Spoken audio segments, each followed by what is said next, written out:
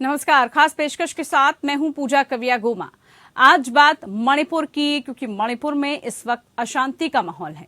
सीधा सा सवाल, कैसे शांत होगा मणिपुर? दरअसल मणिपुर में हिंसा मामले पर सुप्रीम कोर्ट में सुनवाई हुई, जिसमें सीजेआई ने कहा कि याचिका भी डबल बेंच में लंबित है। ऐसे में याचिकाकर्ता हाईकोर्ट के समक्ष अपनी बातों को रख सकते हैं। लेकिन साथ ही ये भी कहा गया कि अगर भविष्य में याचिकाकर्ता को राहत नहीं मिलती तो वो सुप्रीम कोर्ट आ सकते हैं। हालांकि कोर्ट ने यह भी कहा कि याचिकाकर्ताओं की ओर से संवेदनशील इलाकों में सुरक्षा की मांग की गई है। ऐसे में उन इलाकों में कानून और शांति व्यवस्था के लिए जरूरी कदम हो, ये राज्य सरकार को कदम उठाने होंगे। साथ ही मणिपुर सरकार को गर्मियों की छुट्टियों के बाद मामले पर स्टेटस रिपोर्ट दाखिल करने के लिए भी कहा गया है। इधर एसजी ने कहा कि मामले में पेट्रोलिंग हो रही है, ट्रांसपोर्टेशन को लेकर भी कदम उठाए जा रहे हैं। 46,000 से ज्यादा लोगों को मदद की गई है। पीड़ितों को मुआवजा दिया जा रहा है। सुरक्षा के पर्याप्त बंदोबस्त भी किए गए हैं। ये तो अभी हमने आपको अपडेट बताई कि आज जो सुनवाई हुई है पूरे मामले को लेकर सुप्रीम कोर्ट में, उसमें क्या कुछ कहा गया है सुप्रीम कोर्ट की तरफ से सरकार को। अब ऐसे में ये पूरा विवाद उत्पन्न क्यों हुआ, आखिरकार है क्या ये पूरा मामला, अब वो आपको बताते हैं। मणिपुर में हिंसा करीब 2 हफ्ते बाद भी नहीं थम पा रही है। यह हिंसा मैतेई समुदाय को एसटी का दर्जा दिए जाने की मांग के विरोध में कुकी समुदाय की ओर से रैली निकाले जाने के बाद शुरू हुई थी। यानी कि मैतेई समुदाय और जो कुकी समुदाय है उसके बीच पूरा विवाद हुआ। उग्रवादियों ने अलग अलग जगहों पर 10 मकान और 2 ट्रकों को आग के हवाले कर दिया था। आज जिस मुद्दे को लेकर हम चर्चा करेंगे वो है मणिपुर का मुद्दा, जिसमें लगातार बवाल नहीं थमा, जिसमें अशांति का माहौल बरकरार है। ऐसे में क्या मणिपुर में माहौल शांत हो पाएगा? सुप्रीम कोर्ट में आज सुनवाई हुई। सुनवाई में जो कुछ भी हुआ वो भी हमने आपको अपडेट बताई। इसी पर खास पेशकश और हमारे साथ खास मेहमान इस पर चर्चा करने के लिए जुड़ चुके हैं। सभी खास मेहमानों का परिचय और उसके बाद सवाल इस बात को लेकर कि आखिरकार इन सबके लिए कौन जिम्मेदार और कैसे जो पूरी स्थितियां हैं वो यहाँ पर सुधर पाएंगी। तो हमारे साथ खास चर्चा के लिए मनोज पंडित, नेता बीजेपी, जुड़ चुके हैं। मनोज जी, बहुत स्वागत कार्यक्रम में आपका। डॉक्टर अरुणेश यादव हमारे साथ, कांग्रेस नेता, जुड़े हैं, आपका भी बहुत स्वागत। ऋषिपाल सिंह हमारे साथ, सुप्रीम कोर्ट अधिवक्ता, आपका भी बहुत स्वागत। और संवाददाता हमारे साथ मुबासिर राजी भी जुड़ चुके हैं, आपका भी बहुत स्वागत। सबसे पहले संवाददाता का ही रुख कर लेते हैं। मुबासिर हमारे साथ जुड़े हुए हैं। मुबासिर, जरा अपडेट बताइए, क्योंकि मामला सुप्रीम कोर्ट में आज सुनवाई हो चुकी है, हाईकोर्ट का रुख करने के लिए कह दिया गया है। अब ऐसे में क्या हालात इस वक्त मणिपुर में नजर आ रहे हैं, किस तरह की स्थितियां वहां पर हैं, क्योंकि इतना समय बीतने के बावजूद भी छुटपुट घटनाएं अभी भी वहां हो रही है, क्या ताजा जानकारी? जी, अभी भी इम्फाल में भी छुटपुट घटनाएं देखी गई है। और जिस तरह की, मतलब मुझे तो मालूम नहीं कि किस तरह की, मतलब हाईकोर्ट द्वारा, एपेक्स कोर्ट द्वारा किस तरह की, मतलब फैसला सुनाया गया। क्योंकि इंटरनेट पूरी तरह से शट डाउन है पिछली कई दिनों से। वो हम मुबासिर दर्शकों को बता रहे हैं, साथ साथ अपडेट भी दे रहे हैं। साथ ही अधिवक्ता महोदय भी हैं, उनसे भी हम जानेंगे। लेकिन आप जरा वहाँ के हालात इस वक्त बता दीजिए, वहाँ पर ताजा हालात क्या हैं? क्या लोग जो है वहाँ पर अब चैन की सांस ले पा रहे हैं? क्या वहाँ पर इस वक्त धारा 144 अब भी लागू है? क्या कुछ वहाँ पर कंडीशंस अब लगाई गई हैं लोगों के लिए? जी, हालांकि सिक्योरिटी फोर्सेस जो है, सेंट्रल पैरामिलिट्री फोर्सेस और स्टेट फोर्सेस जो है काफी भारी मात्रा में अभी भी है, तैनात कर दी गई है। फिर भी सिचुएशन टेंस है। और छुटपुट की घटनाएं जो होती है, जो कि पेरिफेरल एरिया होती है, जो कि हिली एरिया होती है, वहां से अभी भी आग लगाने की, आग जलने की रिपोर्ट आ रही है। तो मणिपुर में अभी तक सिचुएशन जो है टेंस बताया जाएगा। अभी तक, मतलब दोनों पक्षों के बीच में अभी तक कुछ नेगोशिएशन का भी उतना बड़ा अभी तक नहीं आया है। कल परसों कुकी का जो 10 MLA है वो अमित शाह से मिली, और chief minister N Biren Singh भी, वो भी उनकी कैबिनेट कलीग के साथ दिल्ली जाके अमित शाह से मिलके आए। तो दोनों ने अपने अपने पक्ष रखी होगी सेंट्रल हाईकमान को, पर सेंट्रल हाईकमान किस तरह की फैसला देगी और किस तरह से नेगोशिएशन लाएगी, यही बात है। देखती हो। ठीक है, बहुत शुक्रिया मुबासिर, आपका तमाम अपडेट जो आपने बताई। ताजा हालात वहां पर इस वक्त क्या चल रहे हैं, किस तरह की स्थितियां हैं, फोर्सेस वहां पर डिप्यूटेड है अभी भी, साथ ही लोगों को कितनी राहत मिल रही है, किन किन चीजों में छूट मिल रही है, और क्या कुछ मुश्किलें इस वक्त मणिपुर की है, ये भी आपने बताया। ऋषिपाल सिंह जी हमारे साथ जुड़े हुए हैं। आप ही से ऋषिपाल जी, सबसे पहले जो भी आज रहा, सुनवाई सुप्रीम कोर्ट में रही, क्या कुछ उसको समझे हम, क्योंकि लगातार कई मामलों को लेकर पेचीदगियां फंसी रही, अलग राज्य की मांग, इसके क्या संवैधानिक प्रक्रिया है वो भी आपसे समझने की कोशिश करेंगे। पूरा मामला इस वक्त क्या चल रहा है? देखिए पूजा, अगर पूरे मामले को सुप्रीम कोर्ट की सुनवाई की हम बात करते हैं तो अभी मुख्यतः आज जो मुद्दा कोर्ट में रहा वो यही था कि ऑलरेडी डबल बेंच में मैटर ये हाईकोर्ट में पेंडिंग है, तो लिहाजा उसकी जो फाइंडिंग्स है एक बार कोर्ट में आने दी जानी चाहिए और पूरी प्रॉपर जो स्टेटस रिपोर्ट है वो सरकार से मांगी गई है जी। और एक ये तो अपेक्षा की गई है कि जिन इलाकों के अंदर जहाँ पर अभी आपको सुरक्षा की पुख्ता इंतजाम करने की आवश्यकता है वहाँ पुख्ता इंतजाम कीजिए और कम से कम जो वर्तमान जो वायलेंस की स्थिति है उसको कहीं न कहीं रोका जाए।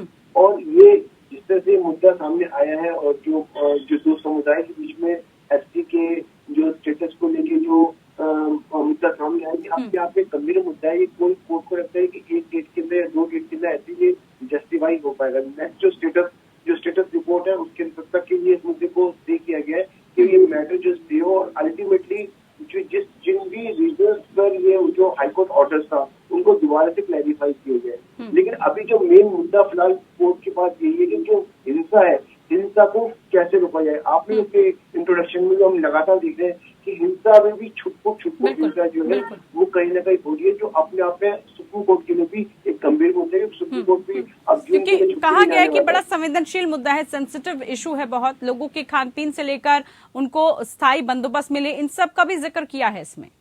यही सबसे इम्पोर्टेंट है कि सबसे पहले फौरी तौर पे जो जनता है, जो पब्लिक है वहाँ की, उनका रखरखाव किया जाए, उनको सुरक्षा प्रदान की जाए। सबसे इम्पोर्टेंट ये है जब ये चीज हो जाती है और थोड़ी सी नॉर्मलसी आ जाती है, लॉ एंड ऑर्डर मेंटेन हो जाता है, तो बाकी जो कानूनी पहलू है उन कानूनी पहलुओं के ऊपर उसके बाद की बात की है। सबसे इम्पोर्टेंट जो कोर्ट का रुख रहा वो इसी पॉइंट पर है कि लॉ एंड ऑर्डर को किसी भी तरीके से जो है सरकार जो मेंटेन करे।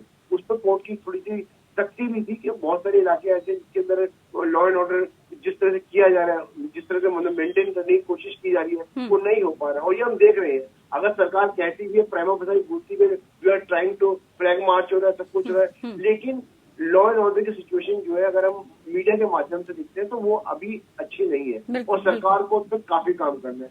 राज्य सरकार को भी काम करना है और केंद्र सरकार को भी काम करना है। और जब ये लॉ एंड ऑर्डर थोड़ा सा नॉर्मल हो जाएगा तब बाकी जो संवैधानिक पहलू है उनके लिए गुंजाइश हो सकती है, उनके लिए बहस हो सकती है, उनके लिए वर्कआउट हो सकता है। अभी जो मुख्य है, जो मुद्दा है वो यही है कि लॉ एंड ऑर्डर को बिल्कुल ये वहां पर मेंटेन रहे और ये सबसे बड़ी इस वक्त चुनौती भी है, सबसे बड़ा चैलेंज भी यही है। मनोज पंडित जी, जिस तरह की स्थितियां इस वक्त मणिपुर में बनी, 2 समुदायों के बीच मैतेई और कुकी, इतना हिंसक वहां पर घटना हो गई, देखते ही देखते मौतें होने लगी, आगजनी होने लगी और इतना शांत प्रिय पहाड़ी इलाका, वहां पर क्या कुछ हुआ? क्या वहां पर केंद्र और राज्य सरकार जो इस वक्त कर रही है, बहुत देर से कर रही है, क्या फेल हो गई पहले सारी जो भी चीजें वहां पर करनी चाहिए थी? नहीं, ऐसा नहीं है पूजा जी। केंद्र और राज्य सरकार जो लॉ एंड ऑर्डर को मेंटेन करने के लिए जो भी कदम उठाए जा सकते हैं वो उठाए जा रहे हैं। वहाँ पे लोगों को एयरलिफ्ट किया जा रहा है, वहाँ पे लोगों को पैरामिलिट्री फोर्स काफी नुकसान के बाद, काफी बड़ी घटना होने के बाद नहीं, ऐसा नहीं है कि अभी सब ये किया जा रहा है। ये तो अभी चूंकि 2 हफ्ते हो गए इस घटना को होते होते वहां पर, और चीजों को सारे दलों के साथ बैठ के मीटिंगें की हैं और सब चीजों को फाइनलाइज किया है। अभी चूंकि कल मुख्यमंत्री जो है होम मिनिस्टर से मिलने आए थे और सारा अपडेट दे के गए हैं दिल्ली में और सब कुछ हुआ है, तो इसमें जो भी वहाँ पे शांति व्यवस्था बनाए रखने के लिए जो कदम भी उठाए जाने जरूरी है वो उठाए जा रहे हैं। और उन कदमों का चाहे वो राज्य सरकार हो चाहे केंद्र सरकार हो, हमारे लिए एक एक जान बहुत कीमती है और हम उसके लिए कुछ भी करने को तैयार हैं। पर लेकिन आप ये देखिए कि एनआरसी की बात करें या और चीजों की बात करें, जो सिस्टम लागू करना है वो तो करना ही पड़ेगा, उसमें कोई ढिलाई नहीं है। पर कोई अभी आप मनोज जी, लागू करना होगा लेकिन कुछ प्रक्रियाएं होती हैं, कुछ लोगों के प्रति दायित्व होता है, जिम्मेदारी होती है राज्य सरकार की भी, केंद्र सरकार की भी। आप कोई भी एकाएक लागू नहीं कर सकते, उसके लिए आपको पहले परिस्थितियों को समझना होगा, वहाँ के हालात, वहाँ की कंडीशन। क्योंकि देखिए सबसे पहले इस वक्त वहां पर चुनौती यही बनी हुई है कि लॉ एंड ऑर्डर को कैसे मेंटेन किया जाए। आप लॉ एंड ऑर्डर मेंटेन नहीं कर रहे, आप कह रहे हैं कि एनआरसी तो लागू करना ही पड़ेगा वहां पर। नहीं, ये जो रैली निकाली गई दूसरे समुदाय के बाद 3 तारीख के बाद, उस रैली के बाद ये हिंसा हुई, तो अभी ये वहां सरकार ने घोषणा की है कि कोई समुदाय ना रैली निकाले, ना धरना करे, ना प्रदर्शन करे। जब परिस्थितियां सामान्य हो जाए और प्रशासन से अगर अनुमति मिले तो उसके बाद ये सब चीजें की जाए। अभी आप ये देखिए, पैरामिलिट्री फोर्स लगाई गई है, एयरलिफ्ट करने के लिए हेलीकॉप्टर्स लगाए गए हैं, और जो रोड हाईवेज बंद किए गए थे वहां पर कोई बल प्रयोग नहीं किया जा रहा है। सबको जो है शांति से, आराम से समझा के वहां से हटाया जा रहा है। तो जो चीजें हैं, जो सुविधाएं अभी जिनका विरुद्ध जो रोकी गई थी, उनको जो है सुचारू रूप से चालू करने की कोशिश की जा रही है। ठीक है, रोकने की कोशिश की जा रही है, लेकिन फिलहाल जो वहां पर हालात हैं उसको कंट्रोल करने के लिए क्या कुछ और कदम उठाने की आवश्यकता है, ये भी समझने की कोशिश करेंगे। लेकिन डॉक्टर अरुणेश, जो भी इस वक्त मणिपुर में चला, जो भी इस वक्त चल रहा है, मामला कोर्ट में भी है। अब ऐसे में विपक्ष क्या भूमिका निभा रहा है, किस तरह से पूरे मामले को उठाने की, जनता की जो जायज मांग है उसको उठाने की जो पूरी प्रक्रिया है, जो कोशिश है, वो कैसे की जा रही है? देखिए, हमारी बराबर जो है वहाँ जो जितने भी हमारे विधायक थे उनकी मीटिंगें हुई, उनने सरकार से बातचीत करी, और अभी हमारी पार्टी के और जो हमारे सहयोगी दल है वो विधायक भी दिल्ली आए हुए थे।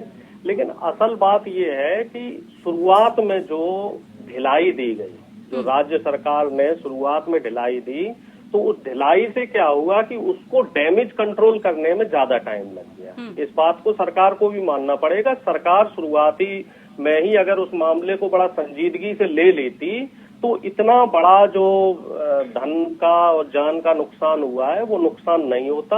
और सरकार क्या था उस समय, थोड़ा सा मुझे लग रहा है हो सकता है चुनाव में बिजी थे, तो इस वजह से उतना उसको संजीदगी से उन्होंने नहीं लिया। लेकिन खैर चलो, अब जो है देर आए दुरुस्त आए। हम भी उम्मीद करेंगे कि और हमारा जो सहयोग चाहिए वो हम सहयोग करेंगे, क्योंकि साहब देश हम सबका है और राजनीति अपनी जगह है, राजनीति चलती रहेगी। लेकिन इस समय जो सबसे महत्वपूर्ण चीज है वो है कि मणिपुर में जो एक एक व्यक्ति को अब हमें नुकसान नहीं होने देना है। हर व्यक्ति की जान वहाँ कीमती है, और जो भी हमारी प्रॉपर्टी है, हमारे देश की प्रॉपर्टी है, तो उस प्रॉपर्टी का भी कोई नुकसान नहीं होने देना है। कोर्ट का जो फैसला है, कोर्ट के फैसले का सम्मान है, कानूनी प्रक्रिया अपनी जगह है। लेकिन जैसा कि वो अभी ऋषिपाल जी ने कहा है कि सबसे पहले जो है वो कानून, जो प्रशासन व्यवस्था है, उस पे और ध्यान देने की जरूरत है, क्योंकि बड़ा ही सेंसिटिव और संजीदा मुद्दा हो जाता है ये। और थोड़ा सा नॉर्थ ईस्ट में क्या है, चाइना भी उधर थोड़ा सा हस्तक्षेप करता है, तो हमें उस चीज को भी ध्यान रखना है कि कहीं कोई बाहरी ताकत जो है उनको सपोर्ट ना कर रही हो। क्योंकि जो छोटे छोटे इस तरह के जो संगठन होते हैं, तो इनको बाहरी लोग भी थोड़ा सपोर्ट करते हैं। वो भी हम लोग जानते हैं कि भाई घर में कोई विवाद होता है तो बाहरी आदमी मजा लेता है, तो हमें उस चीज को भी थोड़ा सा जो है संजीदगी से देखना पड़ेगा। और मैं उम्मीद करता हूँ कि इस मामले को जो है अतिशीघ्र इसका निस्तारण करवा लिया जाएगा, और हमसे जो सहयोग चाहिए हम हर तरीके से जो है इस सहयोग में हर। बिल्कुल महत्वपूर्ण सवाल है ये। और साथ ही साथ वहां पर इस वक्त क्या माहौल चल रहा है और कैसे स्थितियां कंट्रोल में आएंगी, ये बड़ा सवाल बना हुआ है। कैसे मणिपुर शांत हो। लेकिन ऋषिपाल जी, एनआरसी की बात की जा रही है, एनआरसी लागू करने की मांग है, लेकिन इस बीच सवाल यह है क्या सरकार फॉरेनर्स एक्ट के तहत एक्शन ले सकती है इसमें कुछ, और इसकी प्रक्रिया क्या है? अगर कुछ ऐसा होता है, क्या इससे इफेक्ट पड़ेगा, किस तरह का बदलाव आ सकता है, क्या कुछ किया जा सकता है? But this is not the time to ask the NRC. इस समय हम NRC की बात करें तो बिल्कुल सही नहीं होगा, और मनोज पंडित जी इस बात को बिल्कुल नहीं झुठला सकते कि this is the complete fell off intelligence. ये जो ऑर्डर, जो हाई कोर्ट का जो ऑर्डर था, ये 19 अप्रैल का ऑर्डर था। 19 अप्रैल से लगातार ये जो उबाल लोगों में था, ये धीरे धीरे बढ़ रहा था। अगर इंटेलिजेंस थी लगातार, इस बात की चर्चाएं हो रही थी, इस बात को लोग अक्सर बात कर रहे थे कि ये जो मसला है ये हिंसक रूप ले सकता है। बावजूद उसके स्टेट गवर्नमेंट ने जो है और सेंट्रल गवर्नमेंट ने, अगर इंटेलिजेंस के पॉइंट पर देखा जाए तो ये हिंसा को रोकने के लिए वर्कआउट बहुत पहले होना चाहिए था। अभी ठीक कहा यादव जी ने, कि जितना सीरियस रुख दिखाना चाहिए था स्टेट गवर्नमेंट को या सेंट्रल गवर्नमेंट को, उतनी सीरियसनेस नहीं दिखाई गई। और इंटेलिजेंस तो इम्पोर्टेंट पहले थी, जब ऑलरेडी मार्च कॉल किया गया था, पता था कि मार्च में दिनों इकट्ठा हो रहे हैं और जो मैटर है सेंसिटिव है। और हमारे देश में इससे पहले भी जब भी रिजर्वेशन के इश्यूज के ऊपर या SC/ST के मैटर्स हुए, तो आप देखते जितने मैटर हुए आज तक अधिकांश मैटर में हिंसक रूप लिया गया है। तो ये पहले ही इम्पोर्टेंट था कि स्टेट गवर्नमेंट को, सेंट्रल गवर्नमेंट को उस पर ध्यान देना चाहिए था। उन्होंने इतना ध्यान जो देना था वो नहीं दिया। उसका कारण कोई भी हो, वो पॉलिटिकल एरिना में देखा जाएगा। लेकिन इसमें अगर आप कहें तो मनोज पंडित जी कोई जवाब नहीं दे पाएंगे कि कंप्लीट इंटेलिजेंस फेलियर था, क्योंकि ये ऐसा नहीं था एकदम से हो गया। ऑलरेडी ये तो हम पूछ ही रहे हैं, ये स्थितियां तो बहुत पहले से बन रही थी और पता था आपको कि अगर आप ऐसा करेंगे, ये बदलाव आएगा, तो ये विरोध आपको झेलना पड़ेगा। लगातार ये स्थिति हो रही थी और आपने 19 अप्रैल के बाद कुछ नहीं किया कि जब स्थिति हुई। इसके बीच के 15 दिन आप मुझे बता दीजिए कि उसके बीच के 15 दिन स्टेट गवर्नमेंट ने या सेंट्रल गवर्नमेंट ने कोई इंपॉर्टेंट कदम उठाया हो, दोनों समुदाय से बात करने की कोशिश की हो, या हाईकोर्ट के ऑर्डर को भी देखने की बात की गई हो। उसके बाद हाईकोर्ट के ऑर्डर के ऊपर भी जो सुप्रीम कोर्ट में जैसे आज उसके ऊपर स्टे लगाया है, तो स्टेट गवर्नमेंट को देखना था कि ये मैटर इतना सेंसिटिव इशू है कि जो पब्लिक है इसमें भड़क सकती है और हिंसक रूप ले सकता है। अगर आप ये नहीं पता लगाए तो आप फिर मुझे नहीं लगता कि आप सरकार में कोई भी मतलब जो इंटेलिजेंस का इशू है उसकी आप कोई बात कह सकते हैं। 71 लोगों की मौत हो जाना या उससे भी ज्यादा लोगों की मौत हो जाना, इतनी संख्या में लोगों की मौत हो जाना किसी हिंसक घटना में, ये अपने आप में फेलियर है मनोज जी। आपके लिए ये इम्पोर्टेंट है। मणिपुर की जैसे बताया गया, मणिपुर वैसे भी इसकी जो भौगोलिक स्थिति है वो बहुत इम्पोर्टेंट भौगोलिक स्थिति है। चाइना के साथ भी, इधर म्यांमार के साथ भी, वहाँ आपको इंटेलिजेंस और जो इलाके हैं उनके मुकाबले में और गंभीरता से इंटेलिजेंस को लेना चाहिए था, जिस इंटेलिजेंस को कम्प्लीटली। मनोज जी से जवाब लेते हैं। मनोज जी। ऋषिपाल जी, मैं आपकी बात से सहमत हूँ कि सरकार को सही वक्त पे सही कदम उठाने चाहिए थे और इंटेलिजेंस का फेलियर रहा, पर लेकिन ये वक्त उस चीज के लिए नहीं है। ये वक्त आज की परिस्थिति को संभालने का है। मंथन तो फिर भी किया जाएगा ना कि फेल कहाँ रही। पूजा जी, इस विषय में अगर जो भी लोग नहीं पूजा जी, इस विषय में अगर मौत हो जाती है तो सवाल तो उठेगा ना कि क्यों आप फेलियर रहे। आप ये देखिए, जो अधिकारी इसके लिए दोषी पाए जाएंगे उनको भी जरूर कटघरे में खड़ा किया जाएगा और उनसे भी जवाब लिया जाएगा कि ऐसा हुआ क्यों। आप देखिए, अब चूंकि सिस्टम तो सिस्टम के तरीके से चलेगा, ऐसा तो है नहीं। आप ठीक है भाई, 3 तारीख से घटना चल रही है, वहां पर हो रहा है। जब ये घटना बढ़ी तो सारे दलों को बुला के मीटिंगें की गई, पूछा गया, सारी चीजों को संज्ञान में लिया गया, पर चीजें काफी आउट ऑफ कंट्रोल हो रही थी। लेकिन आभास पहले से नहीं था, इसका मतलब जी पहले से नहीं सरकार को अंदेशा था कि ऐसा भी हो सकता है। इतनी अनजान तो नहीं हो सकती ना सरकार। अगर सरकार को अंदेशा होता पूजा जी, तो फिर सरकार उसके कदम पहले से उठाती ना। अगर जिन अधिकारियों को फेलियर है, अभी उनको भी चूंकि उनके खिलाफ भी कार्रवाई की जाएगी और चीजें रखी जाएगी सामने। अभी तो परिस्थिति ये है कि अभी हम पहले परिस्थिति को कंट्रोल में करें और चीजों को ठीक करें, उसके बाद जो भी निर्णय होगा देखा जाएगा बाद में। अभी जो कुछ भी हालात बने उसके लिए जो कुछ पहले रहा उसको ही तो दोष ठहराया जाएगा ना। ठीक है, जो अधिकारी दोषी होंगे इसमें, जो इंटेलिजेंस वाले जिनकी ड्यूटी है, जिनको इंफॉर्मेशन देनी थी, अगर वो नहीं दे पाए टाइमली तो उन पर भी कार्रवाई की जाएगी। ऐसा नहीं है कि छोटी घटना नहीं है, सरकार इसे गंभीरता से ले रही है। ये नहीं है कि हो गया तो ठीक है छोड़ दिया। मौत हो जाना, तकरीबन 250 से ज्यादा लोग घायल हैं अभी भी। सारी चीजों को कितने लोग अपने घरों से बेघर हो चुके हैं। इस सेंसिटिविटी को समझना होगा हमें। जी जी जी, मैं समझ रहा हूँ सारी आपकी जो आप कहना चाह रहे हैं, मैं समझ रहा हूँ उसको। और सरकार उस पर जो है, जो भी एयरलिफ्ट करना, जो भी चीजें करना, जो खाना, जो चीजें जो वहाँ पे जी, हाँ ठीक है, बोलने दीजिए। मैं जरा एक दो बातें कहना चाह रहा हूँ अपने साथी। चलिए, जो हो गया, फेलियर हुआ, इसमें आपको गलती माननी पड़ेगी। केंद्र सरकार और राज्य सरकार दोनों की नाकामी रही। और अब भी आप अपना ये जो जिद है छोड़ दीजिए कि NRC CA में लगाना पड़ेगा। मणिपुर को आप आग में मत झोंकिए। चाइना मौके का इंतजार कर रहा है, चाइना को आप मौका मत दीजिए। इसी तरीके से हरियाणा में जब वो जाट आंदोलन हुआ था उस समय भी हजारों करोड़ रुपए की प्रॉपर्टी फूक गई थी। तो इस तरह के जब भी मैंने देखा है बीजेपी की सरकार में, जब भी इस तरह के मूवमेंट होते हैं तो ये लोग शुरुआत में बड़े सुस्त रहते हैं और जब बहुत ज्यादा उसमें नुकसान हो जाता है उसके बाद इनको होश आता है कि हाँ साहब अब देखो डबल इंजन की सरकार है वहाँ भी, तो आप ये भी बहाना नहीं लगा सकते कि साहब राज्य सरकार से हमें सहयोग नहीं मिला या केंद्र सरकार से हमें सहयोग नहीं मिला। जो मणिपुर के मुख्यमंत्री जी हैं वो बराबर अमित शाह जी के टच में रहे, लेकिन अब दुर्भाग्यवश अमित शाह जी कर्नाटक चुनाव में भी जीते। जब कर्नाटक चुनाव खत्म हुआ तो डॉक्टर अरुणेश जी, आप लोग भी वहीं बिजी थे क्या? आपको भी विपक्षी भूमिका निभाने के मौका वहाँ पर मिला है? आपको भी जनता का मुद्दा उठाना चाहिए वहाँ पर समय रहते। बिजी कोई किसी भी चुनाव में हो, जिस राज्य में जो स्थितियां बन रही है, सबसे पहले हमें वहाँ पर ध्यान देना होगा। इलेक्शंस तो पूरे साल चलते रहेंगे, इलेक्शंस की आड़ में हम बाकी चीजों को नहीं भुला सकते हैं। नहीं, पुलिस प्रशासन और सिक्योरिटी तो केंद्र सरकार के अधीन है ना। ठीक है, बहुत शुक्रिया आप सभी खास मेहमानों का, आप हमारे साथ जुड़े। चर्चा की हमने मणिपुर को लेकर, कब वहां पर माहौल शांत होता है, इसको लेकर उम्मीद यही की जा रही है कि जल्द से जल्द स्थितियां कंट्रोल में होगी। फिलहाल के लिए खास पेशकश में इतना ही। नमस्कार।